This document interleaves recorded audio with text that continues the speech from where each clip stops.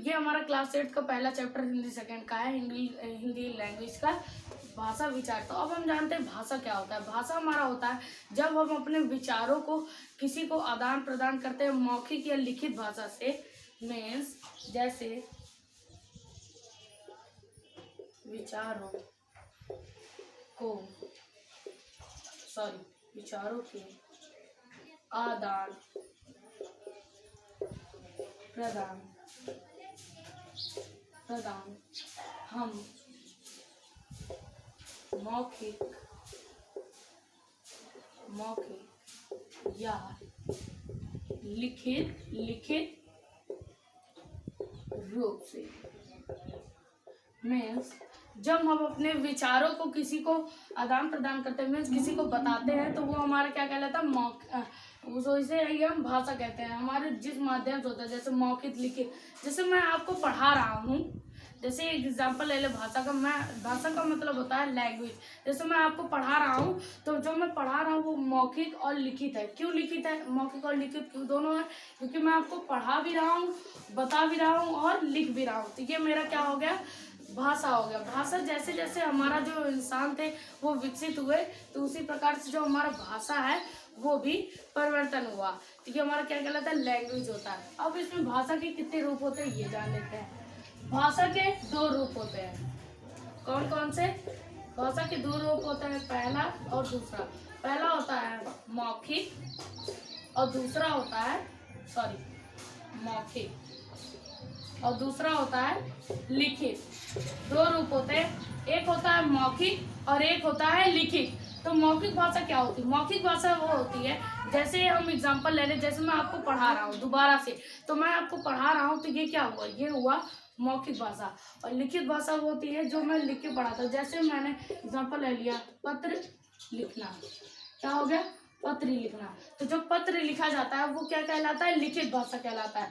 क्योंकि पत्र जब मैं किसी को लिख के दिया, मान लीजिए मैंने किसी को चिट्ठी लिख के दी, तो वो क्या कहलाएगा, लिखित भाषा कहलाएगा। तो ये एक और आप ये सोच रहे होंगे कि ये गलत पढ़ा रहा है ये लड़का, उसमें 3 भाषा होती हैं, एक सांकेतिक भी होती है। लेकिन अब जो नई बुक आ रही हैं उनमें सांकेतिक नहीं, क्योंकि अब सांकेतिक भाषा ज़्यादा लोग यूज़ नहीं करते। तब भी हम आपको सांकेतिक के बारे में बता देते हैं। सांकेतिक भाषा वो होती है जो हम किसी को संकेत के द्वारा बताते हैं, जो जैसे बोल नहीं सकते, तो वो सांकेतिक भाषा अलग सी होती है, वो हमारी क्या कहलाती है, सांकेतिक भाषा। तो चलिए अब हमारा नेक्स्ट टॉपिक है लिपि। क्या है, लिपि। लिपि क्या होती है? लिपि होती है, इसे हम ऐसे ही समझा देते हैं। लिपि होती है कि भाषा के लिखने को ढंग को हम क्या कहते हैं, लिपि कहते हैं। लिपि जैसे होती है जो हमारी हिंदी भाषा है उसकी हिंदी भाषा की लिपि क्या होगी? हिंदी भाषा की लिपि होती है देवनागरी। हिंदी भाषा की जो लिपि होती है वो होती है देवनागरी। हमारे जो भारत है उसमें 70% लोग क्या बोलते हैं, हिंदी बोलते हैं। और बाकी और ये हमारा क्या होता है, ये टॉपिक है कि जो हमारे जब किसी के जो बच्चे होते हैं वो सबसे पहला शब्द कौन सा सीखते हैं? सबसे पहला शब्द जो बच्चे होते हैं वो सीखते हैं मातृभाषा। कौन सी होती है? मातृभाषा। मातृभाषा क्या होता है, जो उसके परिवार में जो लोग होते हैं वो जो भी लिखते हैं, मातृभाषा वो होती है जो भी उसके परिवार में जो लोग होते हैं वो जो भी उससे पहले शब्द बताते हैं वही वो जान पाता है, उसी को हम मातृ अपनी भाषा कहते हैं। तो वही बच्चा सीखेगा। और दूसरा होता है राष्ट्रभाषा। राष्ट्रभाषा होता है, राष्ट्रभाषा जो होती है, जो राष्ट्र की भाषा है, जो हिंदी है, वो हमारे 70% लोग बोलते हैं, वो हमारी कौन सी भाषा कहलाती? राष्ट्रभाषा। अब हमारा आखिरी टॉपिक है व्याकरण। व्याकरण क्या होता है? व्याकरण का क्या मतलब होता है? व्याकरण होता है इसमें हमारा थोड़ा मिस्टेक हो गया।